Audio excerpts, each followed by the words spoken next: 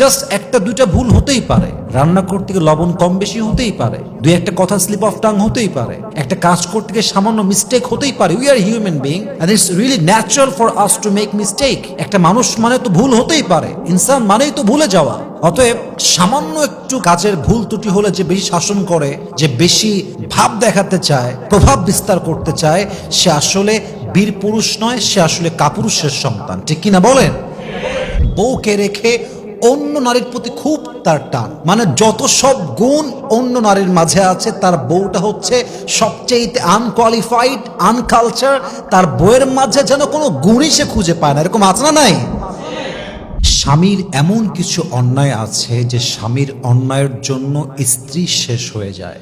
স্বামীর ত্রুটির জন্য, স্বামীর ভুলের জন্য অনেক সময় সংসারটা ভেঙে চুরে চূর্ণ বিচূর্ণ হয়ে যায়।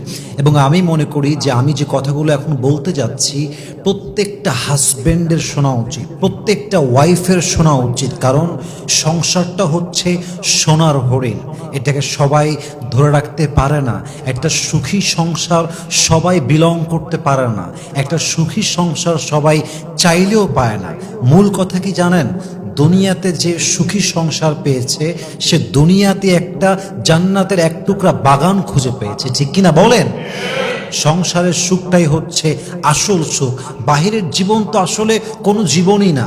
আপনি যেখানেই যান, যেখানেই কাজ করেন, আপনি বড় অফিসার হতে পারেন, বড় বস হতে পারেন, আপনি একজন বড় বিসিএস ক্যাডার হতে পারেন, বড় একজন ফেমাস ব্যক্তি হতে পারেন, দিন শেষে ফিরতে হবে বাসাতেই।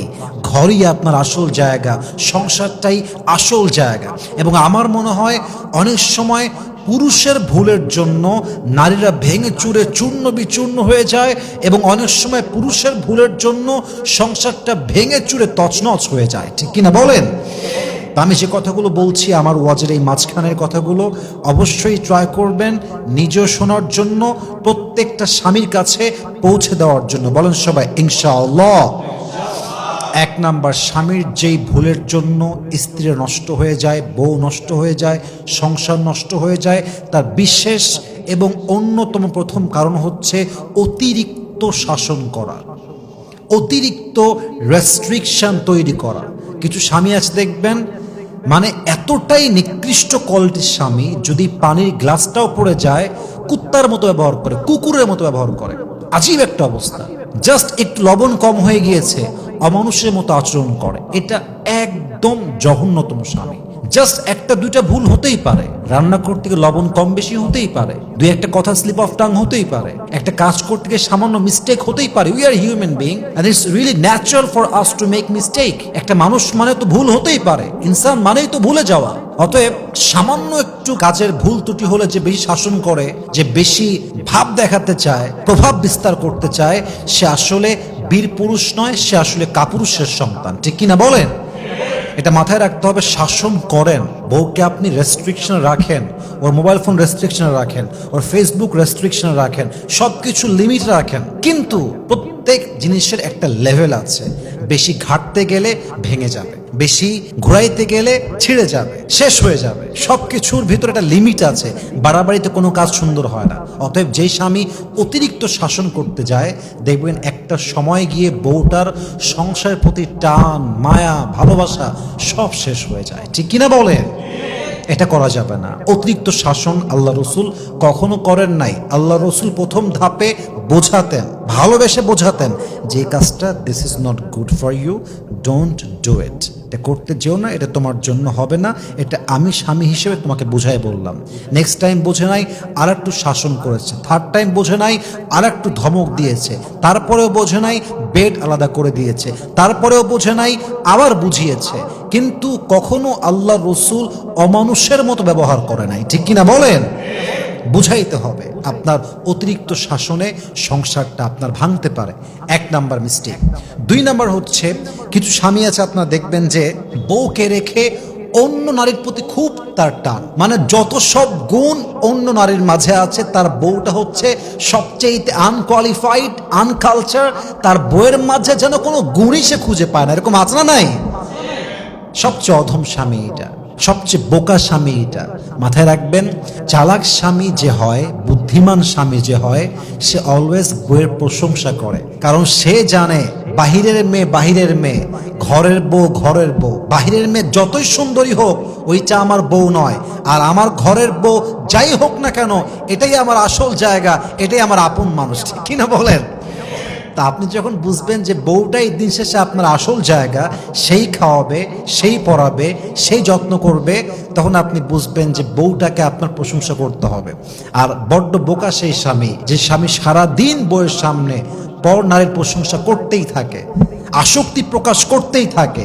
ইভেন আপনি জানলে অবাক হবেন, অনেক স্বামী ওপেনলি বউয়ের সামনে বসে মেসেঞ্জারে, হোয়াটসঅ্যাপে, ইমোতে, স্ন্যাপচ্যাটে, ইনস্টাগ্রামে বউয়ের সামনে বসে বসে পরকিয়া করে, বউয়ের সামনে প্রকাশ্যে। বউটা বেচারা অসহায়, কি করবে? কিছু করতে পারে না, চুপচাপ বসে সহ্য করে আর হজম করে। ইভেন আমার মনে হয় বাংলাদেশে 80% সংসার, বলতে গেলে 90% সংসার টিকে আছে জাস্ট নারীর ধৈর্য এবং চুপ থাকার উপরে, ঠিক কিনা বলেন?